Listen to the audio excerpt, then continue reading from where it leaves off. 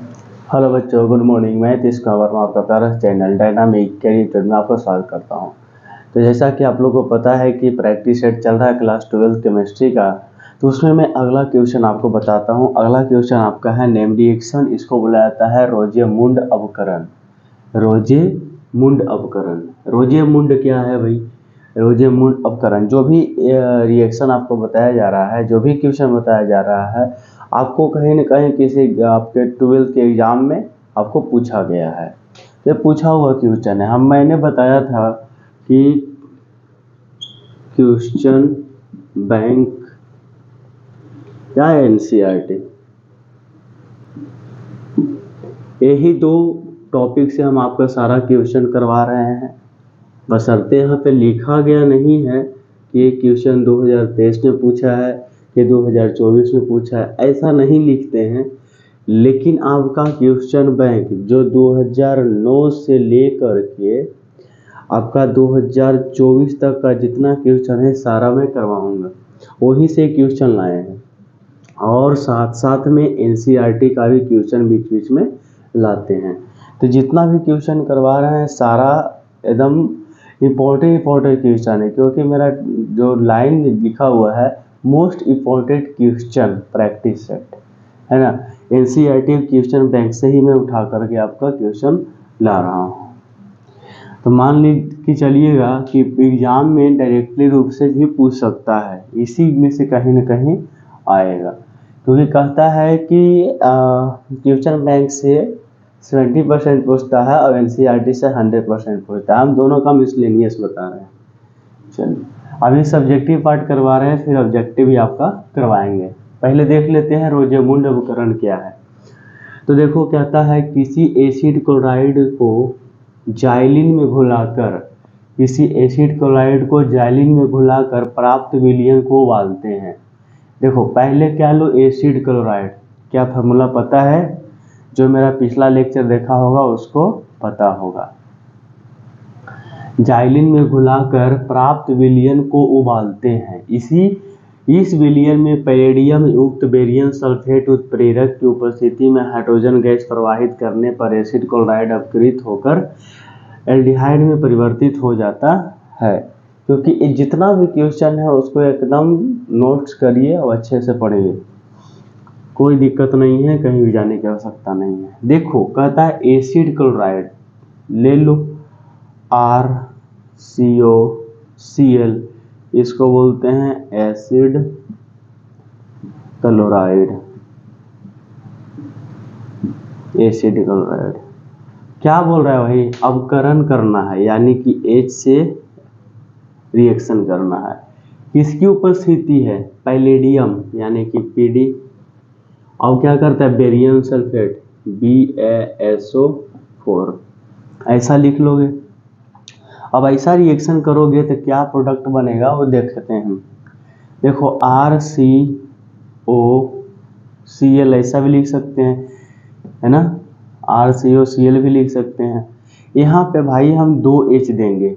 देखो, 2H देने का रीजन है, मान लेते हैं यहाँ से हम बॉन्ड को ब्रेक करते हैं, तो यहाँ से ही बॉन्ड को क्या करते हैं? ब्रेक करते हैं। तो आपका प्रोडक्ट क्या बनता है से देखो, यहाँ से H और यहाँ से Cl क्या बनाएगा? HCl प्रोडक्ट बना के बाहर निकल आ जाएगा। और जो यहाँ पे ये जो HCl बाहर निकल गया है, अब इसी के जगह पे क्या आ जाएगा? H आ जाएगा। यानी कि देखा जाए तो RC डबल बॉन्ड OH, क्या है? आपको एल्डिहाइड नहीं लग रहा है? इसको लिख सकते हैं RCHO, इसको बोलते हैं एल्डिहाइड। भाई इसको नोट कर लो। देखो, बहुत ये तो डायरेक्टली पूछ सकता है कि रोजे-मुंड रिएक्शन क्या है, ठीक है। देखो, डायरेक्टली रूप से एकदम पूछ सकता है, आपको सारा रिएक्शन देना है आंसर सहित। आपका केवल ये आएगा रोजे-मुंड अवकरण क्या है।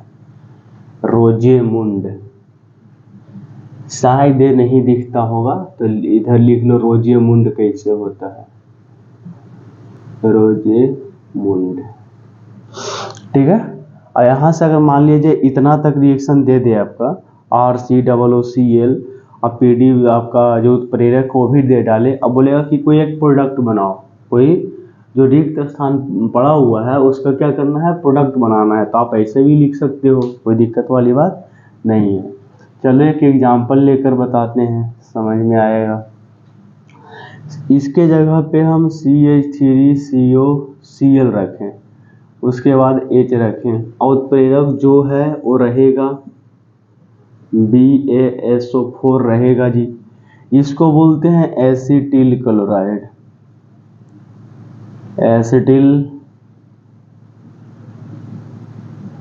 एसिटिल क्लोराइड, ठीक है, एसिटिल क्लोराइड इसको बोलते हैं। अब देखो यहाँ से तब सेम कंडीशन, जहाँ जहाँ Cl और H के साथ Cl बनाएगा।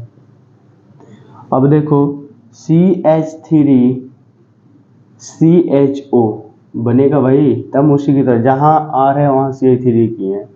इसको बोलते हैं एसिटल्डिहाइड,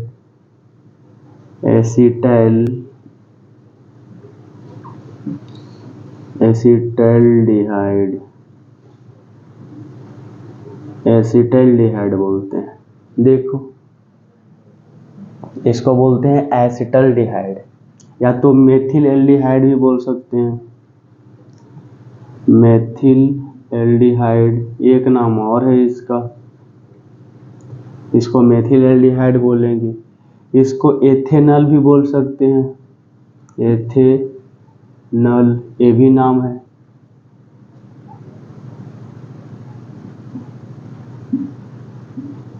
चलो इसको नोट कर लो, एथेनॉल भी बोल सकते हैं, ठीक है। कहीं किसी को दिक्कत तो कहता है किसी एसिड क्लोराइड लो, उसको जाइलिन में घुलाकर जो विलयन बनेगा उसको क्या करो, उबालो, और इस विलयन में क्या उत्प्रेरक डालना है, पैलेडियम युक्त बेरियम सल्फेट की उपस्थिति में। अब जब उत्प्रेरक मिला दो उसके बाद उसके ऊपर हाइड्रोजन गैस प्रवाहित कर दो, हाइड्रोजन गैस प्रवाहित कर दो। उसके बाद एसिड क्लोराइड जो है क्या बन जाएगा, अपकरित होकर के एल्डिहाइड बन जाएगा। कभी कभी पूछेगा कि एल्डिहाइड बनाओ, तो एल्डिहाइड इससे बना दोगे, और कभी कभी इतना ही रिएक्शन देगा, कहेगा इसको पूरा करो तो ये लिख दोगे। अगर वो जेमुंड अभिक्रिया पूछे तो अगर ये लिख दोगे। तो कहीं से भी कोई पूछे आपको बता देना है, कोई दिक्कत वाली बात नहीं है, ठीक है। चलो इसको लिखो बढ़िया से। तो देखिए अगला रिएक्शन कहता है मेथिल एमीन की अभिक्रिया कार्बन डाइसल्फाइड से करवाते हैं। कहता है मर्क्यूरी क्लोराइड उत्प्रेरक की उपस्थिति में गर्म करने पर मेथिल आइसोथायोसल्फेट बनता है, जिसमें सरसों तेल जैसी गंध युक्त रहती है। अब देखो कहता है मेथिल एमीन यानी कि CH3NH2 की बात कर रहा है, CH3NH2 की बात कर रहा है। अब प्लस में क्या लेना है, कार्बन डाइसल्फाइड, कार्बन डाइसल्फाइड यानी कि CS2 की बात कर रहा है, कार्बन डाइसल्फाइड। तो देखो कार्बन डाइसल्फाइड को हम क्या इस तरीका से लिख सकते हैं, बिल्कुल लिख सकते हैं। इसको बोलते हैं मेथिल एमीन, मेथिल एमीन। इसको बोलते हैं कार्बन डाइसल्फाइड, कार्बन डाइसल्फाइड। चलो अब इसको और इसको एक बार क्या करो, ले लो, तो ये बन जाएगा H2S। क्या बनेगा, H2S हाइड्रोजन सल्फाइड। अब देखो ऐसा करते हैं तो हमारा मेथिल आइसोथायोसाइनेट बनता है। जब यहाँ से H, देखो S जब भी जाएगा तो अपने साथ 2 इलेक्ट्रॉन लेके चला जाएगा, 2 इलेक्ट्रॉन लेके चला जाएगा। यहाँ पे से 2 बॉन्ड टूटा ना, तो 2 इलेक्ट्रॉन लेके चला गया, यहाँ से H, यहाँ से H, दोनों तरफ H H लग गया भाई, हो गया ये सब। अब देखो CH3N double bond C double bond S, इस तरीका से बना सकते हैं। इसका नाम होता है मेथिल आइसोथायोसाइनेट, आइसोथायोसाइनेट। साइनेट, इस तरीके से आप बना सकते हैं। ठीक है, तो इसको आप नोट कर लो।